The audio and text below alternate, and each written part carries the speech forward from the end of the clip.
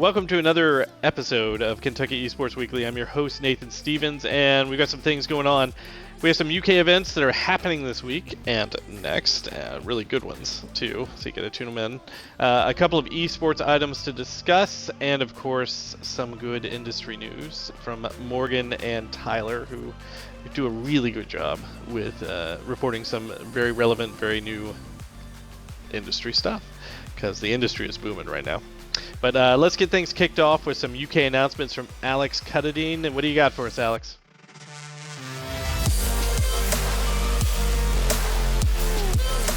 Thanks, Nathan. There is so much going on this week. Let's get right into it. Coming up on Thursday, October 22nd at 7 p.m. on Twitch, we have our Women in the Gaming Industry panel. This is a group from a variety of careers in the gaming industry discussing the past, present, and future. I'm excited to hear about the state of the industry and everybody's stories, so look forward to that. Starting this Saturday, October 24th through the 30th, from 5 to 8 p.m., Give Health for Kentucky Kids will be a fundraiser that's going on all week long. We have a variety of professional streamers, community streamers. We'll have people from UK Athletics and others from the UK community raising money for a good cause, so tune in every night. We also want to remind people of our regular weekly schedule. We have so much programming going on. Weekdays from 8 to 10 a.m. we have Coffee and Consoles with our own Nathan Stevens. Mondays 9 to 11 p.m. we have Ranked League of Legends with Zamad. He's got a great community going on there. Wednesdays from 5:30 to 6:30 p.m. Push to Talk, a great panel discussion talking about the news of the week.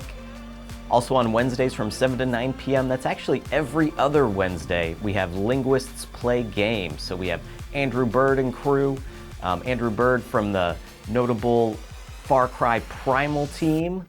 They're playing games and giving us the perspective of linguists. Saturdays from noon to 5 p.m., we have Games with the High Five crew at the Media Depot.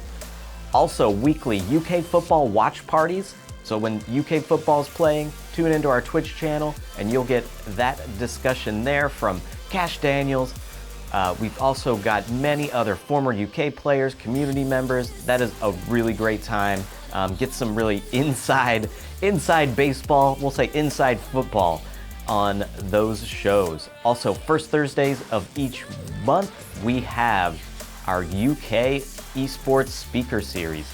What a great lineup. You can tune into our Twitch channel almost every day and catch something new. Twitch.tv/University of KY. Nathan, back to you. esportinsider.com's Billy Studholm is reporting that Riot Games has released details for its North American First Strike Valorant tournament. Partnering with Nerd Street Gamers, great name, and Engine Media UMG Gaming, the Riot Games Valorant tournament will see its first two qualifiers begin on October 26th and will feature a 128 open tournament format that will quickly find itself down to 16 teams within the first 5 days. The competition will extend into November on its way to a final showdown in December, and at the end of it all, $100,000 prize pot waits for the winning team. NSG founder and CEO John Fazio released a statement about the company's participation in the tournament by stating, after being selected by elite organizations such as FaZe Clan and T1 to power their Ignition Series tournaments, we are elated to work with Riot in running a Nerd Street Gamers First Strike Qualifier Series. We have built a comprehensive competitive ecosystem with our amateur Valorant events since the game's release, and this is an incredible launching point for what the future holds. Lots of Valorant fans will no doubt be gunning to get into this tournament, and I don't blame them one bit. Looks like it's going to be fun and possibly lucrative depending on how good they are. I'm sure Nick Hughes from Push to Talk, which is Wednesdays at 5:45 on University Twitch channel, will be watching this tournament with great interest. He really will. He loves that game. So on that note, this is all we have for you in the Quick Hitters department today. Next week, we should see the PCS 3, that is the PUBG Continental Series 3, start up. So stay tuned for esports next week, news next week. Now on to some industry news with Morgan and Tyler. Hello, I'm Tyler Ralston. And I'm Morgan Mulberry. And this is your week's industry news. This weekend, Activision granted public access to a crossplay beta test for the upcoming Call of Duty Black Ops Cold War.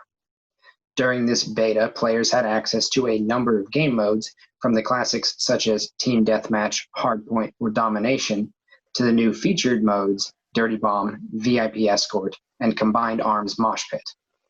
Each match granted rewards in the typical player progression system, gaining XP to rank up and unlock new weapons, loadouts, perks, and wildcards for customizable use in future matches. This beta period was originally scheduled to end on Monday, October 19th. However, the developers at Treyarch left a few secrets for players to discover in the game that came with a nice reward by the end. After players had discovered the hidden Easter eggs and cracked the code, Treyarch extended the beta period for one more day, now ending on October 20th. This extended playtime also assists players in another bonus given throughout the beta period. As long as players' Activision accounts are the same between Call of Duty Modern Warfare and Call of Duty Black Ops Cold War, then by participating in the beta, they will receive tier skips for the current Modern Warfare Battle Pass.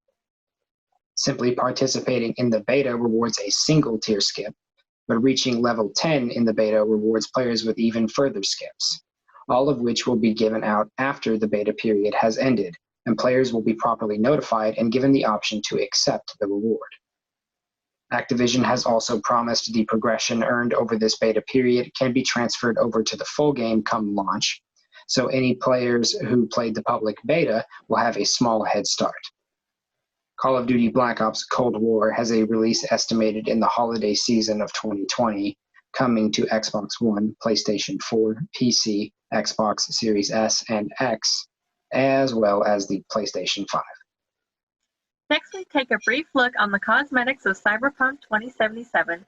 As the release for this highly anticipated game reaches closer, we get a reveal of the fashion and automobiles going to be shown within the game. First, Keanu Reeves' motorcycle company named Arch, founded back in 2011 with co-founder Gard Hollinger, has a special bike with the name brand that is going to be featured and rideable. The game will also include a 1977 Porsche 911. The fashion in this game sure makes a statement with its bright neon colors, bright tattoos, and 1980s-like fanny packs. The game is set to be released on November 19th. Ruffian Games, the studio behind Crackdown 2, assisting in the development of Halo the Master Chief Collection, and home to developers with experience working on the Grand Theft Auto and Manhunt games, was bought by Rockstar Games with the news coming out on Wednesday this past week. Now the studio is being rebranded as Rockstar Dundee, derived from its location in Dundee, Scotland. Around a year ago, job listings were posted by Ruffian Games, searching for experienced engineers to help with work on projects for Rockstar. With this in mind, the acquisition seems perfectly logical, especially if it is a sign of future developments for Rockstar Dundee.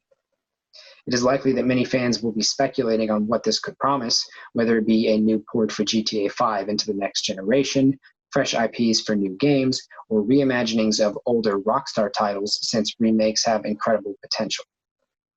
However, for now, this will remain speculation until the studios come out with their own announcements or statements, so it's best to simply keep an ear out.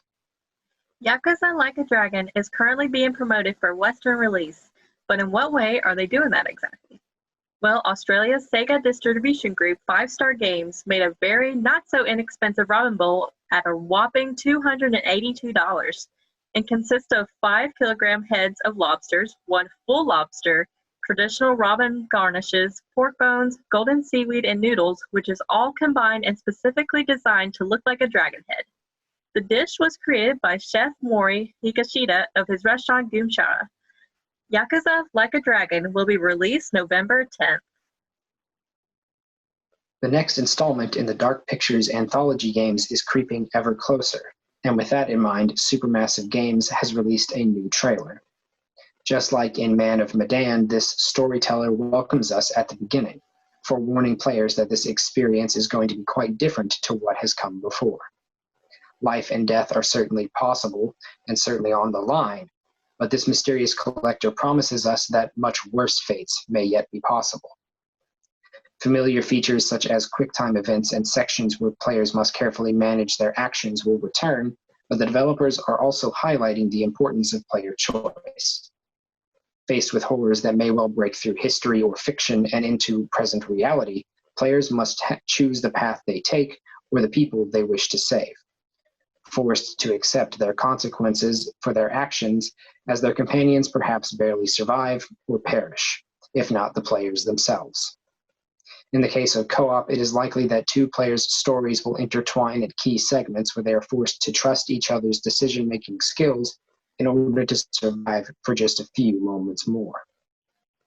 Secrets are hidden throughout the game's locations, with the discussed feature in the trailer being photographs that give glimpses into possible futures players can encounter. Once again, the collector warns players that the details and stories these photos reveal are key to understanding the situation they are in, and may provide insight to the best path forward. Bonus content is also mentioned in the trailer, with exclusive comics and interviews with the development team being shown that are unlocked by discovering some of the secrets.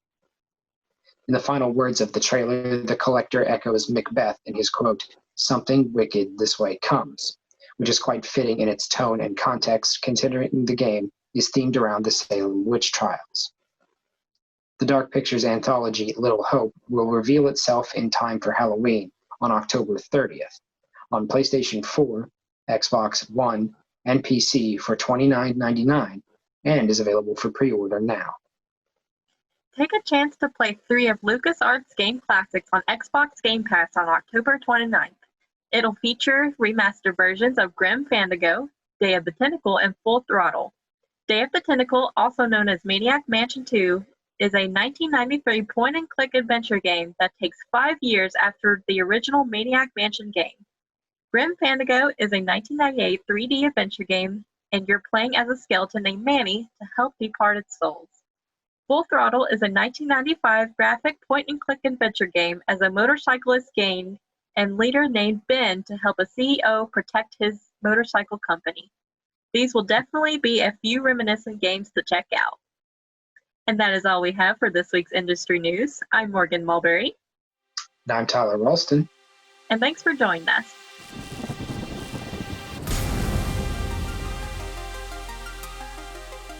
All right, thank you, Morgan and Tyler. And that is the show today, folks. Thanks for watching Kentucky Esports Weekly. We will be back next week with some more news and some more announcements. So stick around when you can. Please tune in and follow the University Twitch channel. That is University of KY is the Twitch name, and you can just follow them out and see everything that we've got to offer. So until then, be safe, have a great rest of your week, and we'll talk to you next week.